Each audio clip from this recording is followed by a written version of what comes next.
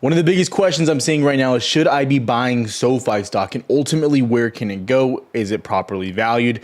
Now, over the last video about 2-3 days ago, we talked about SOFI coming down to our key level around 24.25, and this being your first buying opportunity. So it's not a surprise that we're coming down to that level, but it's also important to understand that SOFI just released some new news that is expanding what they're doing. And it seems like they're not entirely, but it seems like they're tracking a little bit of a business model of a very successful company that is kind of competition, which is a good overall thing. The next thing we're going to be talking about is what's happening with Palantir, because Palantir started sliding around $10 to $15 over the past session, and this was pretty shocking. However, it was all kind of predictable when you see the news that came out, and I do believe this is one of those FUD type experiences with the stock, and this could be a really big opportunity. So what we're talking about here in the day. Now, the first thing we're going to do is talk about SOFI and the good news that's kind of surrounding this. But before we go crazy there, before we start going into all of this information, I will say, if you want to see what we're trading, how we're trading every single day, the Discord link is down below. You get the levels for futures, so you understand how to trade, how to scalp futures, what we're looking for every single day. Then it goes into our watch list of how we're looking there as well. Top stocks, ES futures as well. Then you go into our trade ideas, more specifically our swing trades, leaps, things we're looking at for there.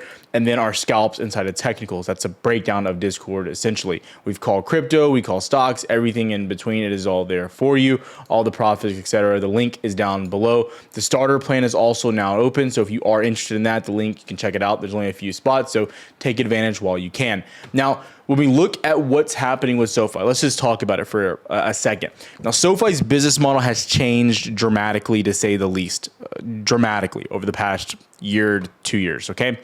And they've been just expanding and expanding. And originally it was more for, student loans. Maybe you try to do your mortgage to them, things along those lines. But now they branched out and really become a bank. And they did that via acquisition, which we discussed in the last video. And they're just trying to get more in the investing space. And the company that I think they're not entirely modeling after, but taking some of the notes, is what Robinhood is doing.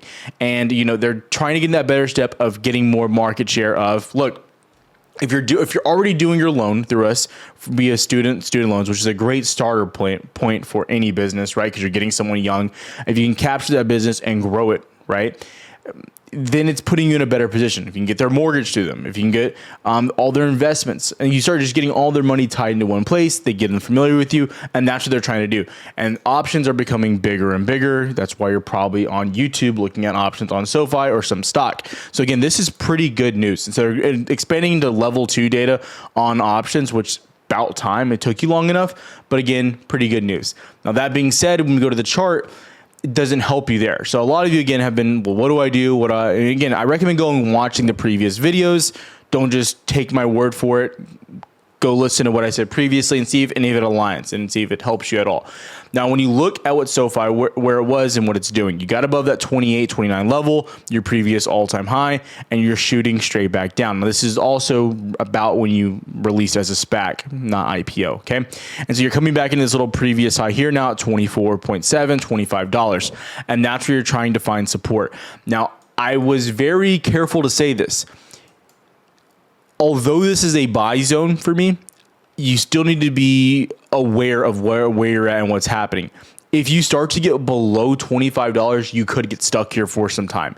Now, I've already gone over in the previous video how much they're making on their earnings, their market cap, and I think as a long-term play, SOFI still looks solid. I don't think it's reached its pinnacle. I don't think it's reached its top, right? Especially if they start making more money. So that's a really good area to be in, and I'm pleasantly surprised and happy with that.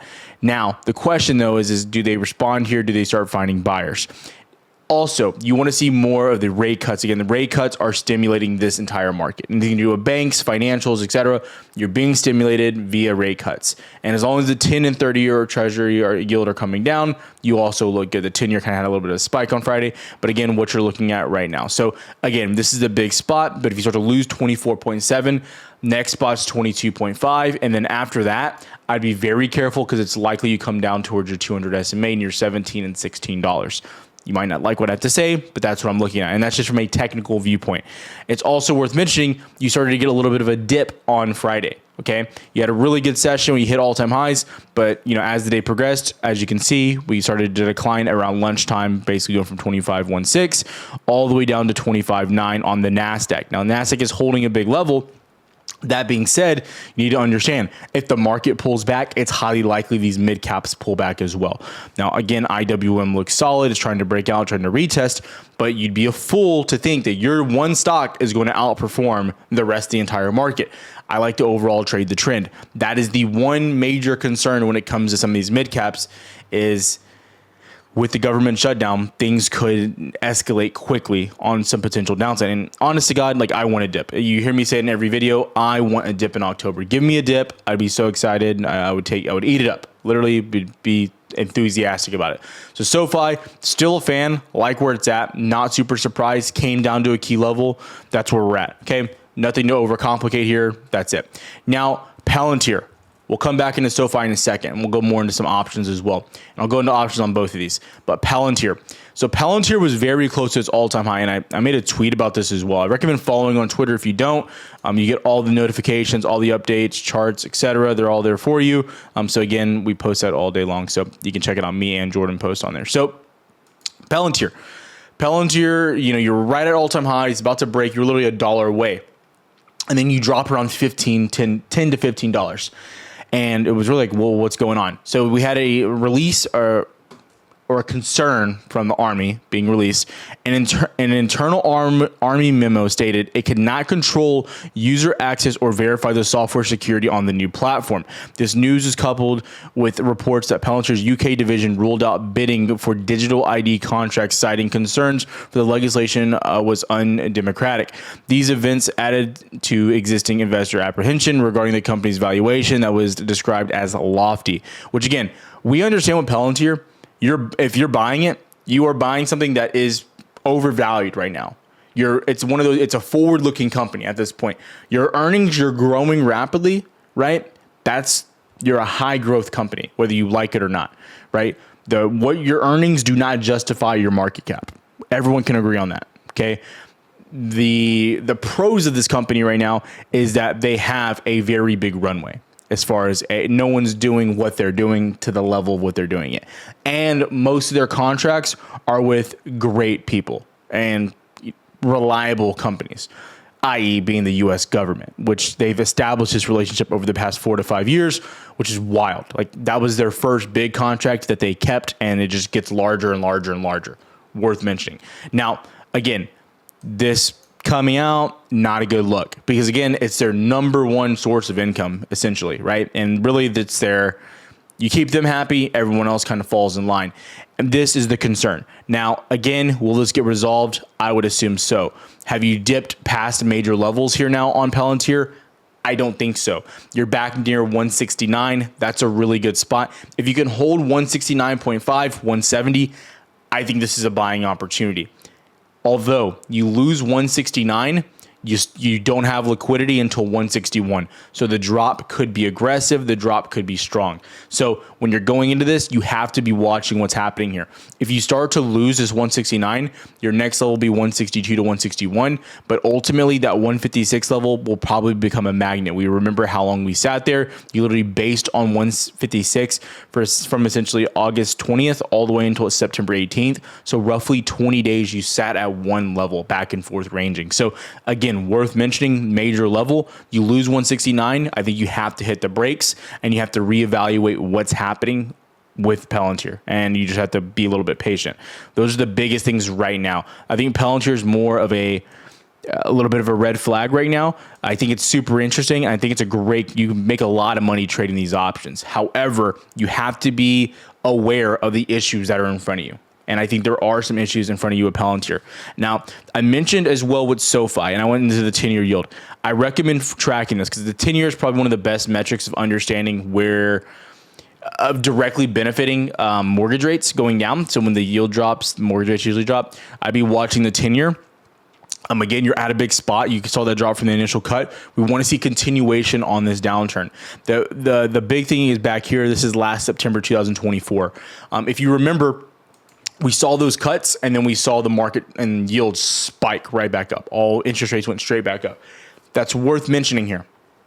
You're not out of it yet. You're not out of trouble. This could still be bad. Okay. So we want to see yields continue on the downside, continued cuts, and an overall sentiment change in the Fed. And it seems like that sentiment change with the Fed is here. It seems like it is happening. So those are the good things that are happening right now. Okay. I want to make that really clear. And it really seems like the market is also pricing in more cuts, and that's just the overall agenda here. That's why you're seeing IWM trying to break out. That's why you're seeing Bitcoin trying to break out. You're getting a lot of risk on indicators. Okay. Even stocks I don't like I don't like any of these quantum names. I think they're grossly overvalued.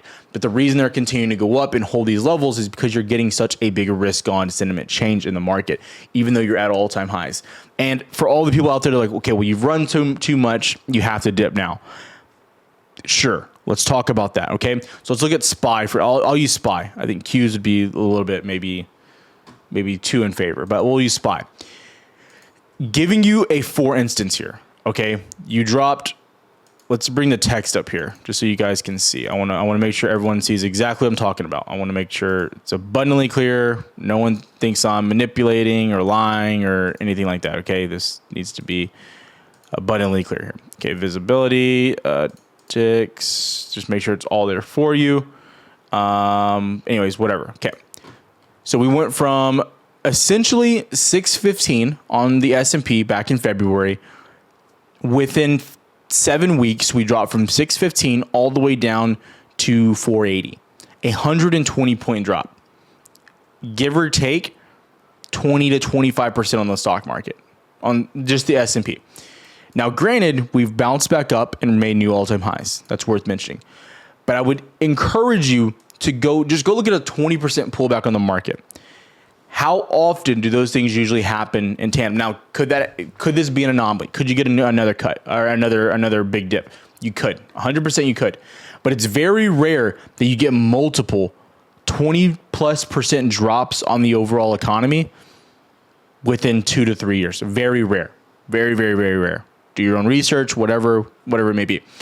And, when we go back to 2020, go all the way back to, we really got to go all the way back here, right? This is 2020 back here where you dipped. Remember, you bounced up and I was like, oh, well, this is, you're not going to keep going up. And you did for a while. And then you go back to 2022 when you had the big, pretty big correction, right? And you broke highs. People are like, oh, no, this is different. This is an AI bubble, right? This is an AI bubble. We have semiconductors. It's all AI. It's a bubble. And then you ran from 470, 480 into to 615, and then you dipped again. Everyone's like, oh, well, tariffs are going to kill us. This is very bearish. We're never going to bounce back. And then we did. And so it's a trend of the same things that are happening. So I would be careful to jump on that side of the fence of like, okay, this is terrible. This is bad. But on the same side, I do urge caution, okay?